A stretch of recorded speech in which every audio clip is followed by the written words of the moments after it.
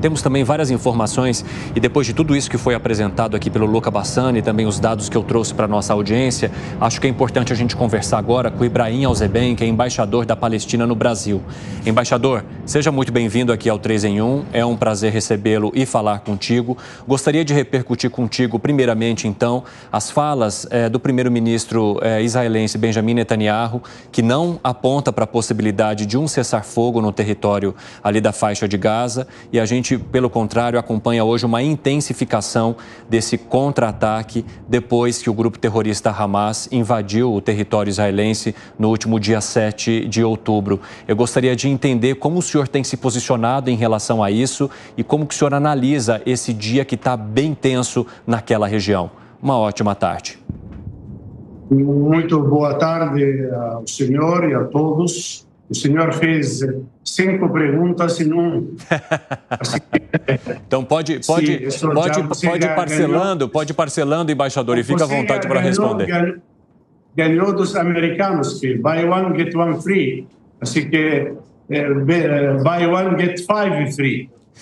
Em primeiro lugar, é infeliz esta declaração do primeiro-ministro Netanyahu de prosseguir com esta guerra de destruição que está afetando toda uma população de 2,2 milhões de habitantes nesta faixa minúscula de Gaza, que está cometendo crimes de guerra contra o povo palestino e lamentavelmente, a posição internacional não está à altura para poder, por fim, se manifestar. Estou falando às posições oficiais, as ruas de todas as cidades do mundo estão a favor de pôr fim a esta guerra.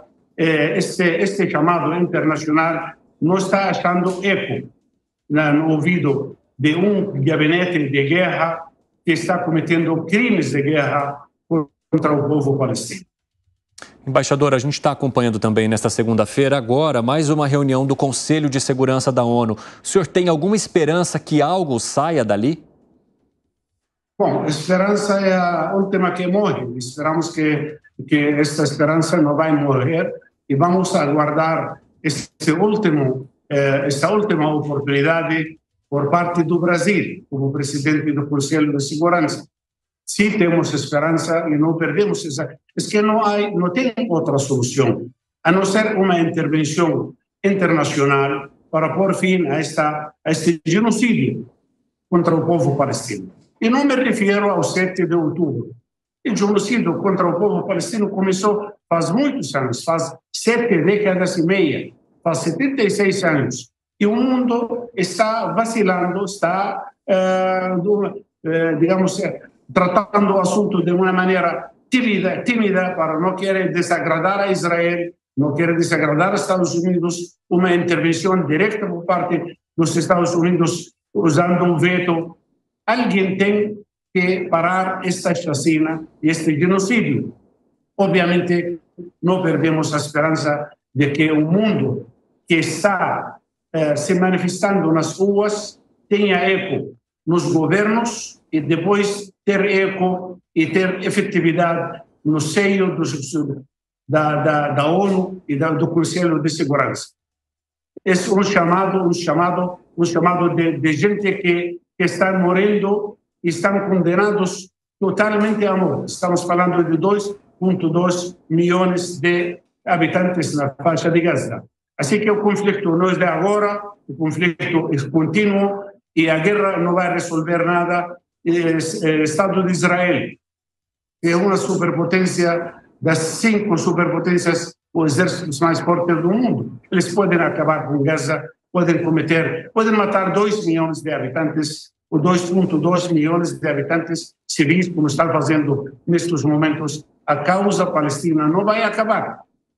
Nós não vamos deixar de reclamar. Seja, como dizia Arafat nesse momento, seja um menino que fica deste povo, de 14 milhões, se fica somente um menino, este menino vai crescer e vai reivindicar os direitos nacionais legítimos do nosso povo. Embaixador, eu quero abrir também um espaço para perguntas aqui dos nossos comentaristas. Vou começar com o Fábio Piperno. Vai lá, Piperno. Boa tarde, embaixador. Prazer voltar a falar com o senhor depois de tanto tempo. Embaixador, eu gostaria de saber do senhor o seguinte: se o senhor tem uma estimativa de quantos palestinos ficaram sem pátria, sem um lar, depois do Nakba, em 1948, e quantos palestinos hoje dormirão em campos de refugiados sem ter um teto? Bom,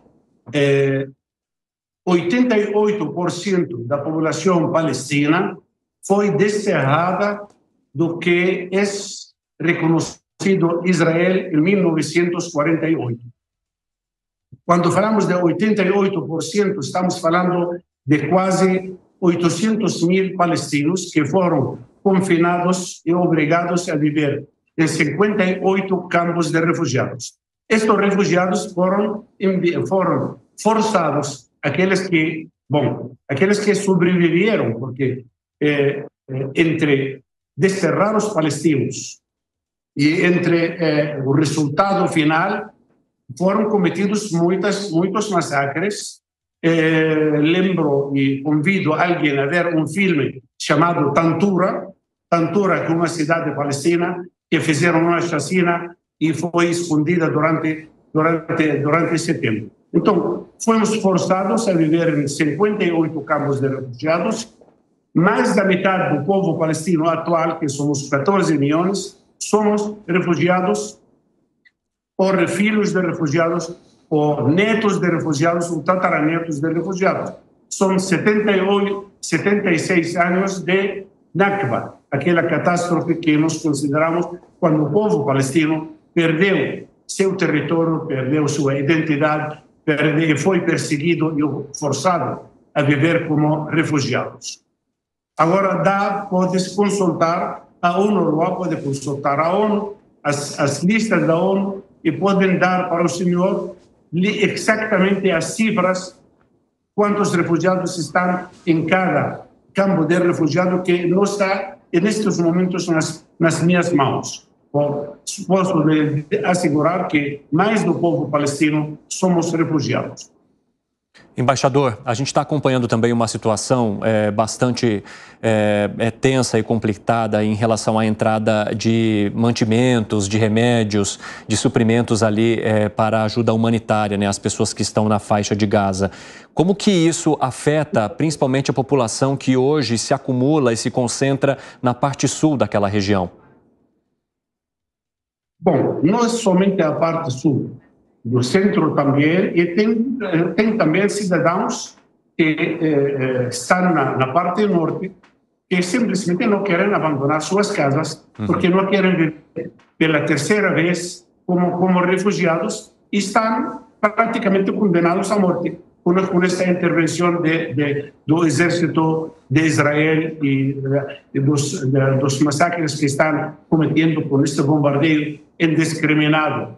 Está todo mundo, toda a faixa de Gaza está sofrendo a falta de internet, a falta de água, a falta de eletricidade, de medicamentos. Desculpe colocar em ordem, começar por internet, porque estamos perdendo o contato com nossa gente, com o nosso povo que desde que Israel cortou todas as comunicações, um novo crime de guerra. Então, estes crimes de guerra cometidos contra o nosso povo estão atingindo todo. Vocês observaram aquele dia quando Israel bombardeou aquele hospital com um saldo de mais de 500 mortos, e vocês estão também observando, ou seguramente as notícias chegam, de que tem 2 hospitais que estão albergando muitos civis que estão sendo ameaçados de ser bombardeados e de cometer um novo genocídio contra esses civis. Falta de todo, praticamente, no território: água, medicamentos, alimentos. Os hospitais, são muitos hospitais. Aqui temos 45% das unidades habitacionais estão destruídos, enquanto os hospitais quando o setor médico temos 124 mártires de aqueles socorristas, 100 feridos, centros de saúde temos 57 que foram atacados, 34% dos hospitais não funcionam. Você imagina, então, a catástrofe natural que estamos vivendo naquele território minúsculo que é a faixa de Gaza.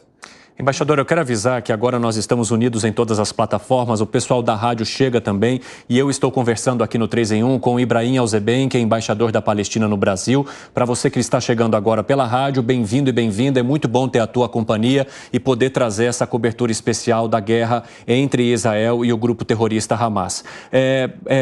Embaixador, eu gostaria só de questioná-lo em relação a uma questão que envolve o ataque àquele hospital, porque isso gerou também uma divisão de informações sobre quem teria sido o responsável, né? Parte do grupo terrorista Hamas aponta que foi Israel, as informações de Israel e de outros órgãos de inteligência colocam que teria sido um ataque falho que veio por parte de outro grupo. Como que essa guerra de informações também prejudica o entendimento e a compreensão do que está acontecendo ali naquela área? Nesta guerra tem muitas calúnias e tem muita guerra psicológica. Não acredito que tem tanta capacidade de destruição. A destruição foi por parte de Israel, foi um bombardeio aéreo. Isso já foi demonstrado, inclusive por Al Jazeera. E os senhores podem voltar aqueles que mataram 8.000, não vão reconhecer 500 que foram ao hospital. Não, foi Israel, sem dúvida nenhuma, esse Israel que está bombardeando indiscriminadamente e de maneira que quer criar uma situação de calamidade. Para quê? Para que o povo palestino saia.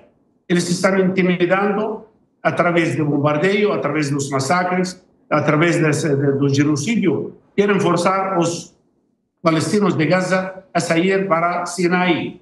Infelizmente, que o Egito está consciente deste plano macabro, os palestinos não vamos sair de lá e queremos que esta guerra termine.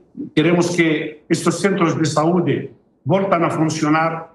Tem mais de 22.000 feridos que precisam além de atenção médica, se precisam de alimentos para poder sobreviver.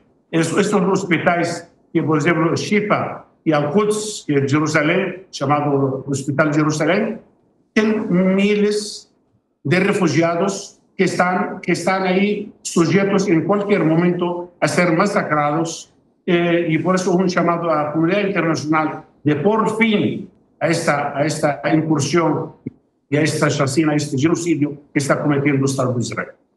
Embaixador, eu gostaria só de fazer uma última pergunta para o senhor. Eu vou abrir um espaço aqui para o Gustavo Segré, antes da gente encerrar e eu poder liberá-lo. Vai lá, Segré. Senhor embaixador, muito obrigado pelo seu tempo. Nós temos a obrigação de dar todas as versões possíveis e em função de muitas informações foram 147 falecidos, o míssil caiu no estacionamento e não no hospital e tem informações que foi o Jihad Islâmico quem enviou. Mas fora isso, a minha pergunta seria, o senhor determina e qualifica como que o ataque de Israel é um genocídio e é um crime de guerra. Então a pergunta é, como o senhor poderia identificar ou clarificar ou qualificar o ataque do Hamas no território israelino no começo deste conflito? Bom, é resultado, eu repeti isso em várias ocasiões e não tenho outra resposta a não ser a seguinte. Esse conflito é resultado de sete décadas de negativa de Israel de obedecer um processo de paz que compõe a fim a um conflito e deixar espaço para a paz e não para a guerra. É lamentável a perda humana, tanto de israelis, de palestinos. É muito triste ver toda a faixa de Gaza ser destruída do jeito que está destruída. Não sei se vocês acompanham, imagino que sim, como jornalistas, acompanham o genocídio que está acontecendo, sim, é um genocídio, e isso será enviado e será tratado num momento oportuno pelo Tribunal Penal Internacional e pelos tribunais correspondentes. Embaixador Ibrahim, eu agradeço muito pela tua participação aqui no 3 em 1 nesta segunda-feira e espero que a gente possa se falar em outras ocasiões também. Um grande abraço. Muito obrigado, que tenha boa tarde. Até a próxima.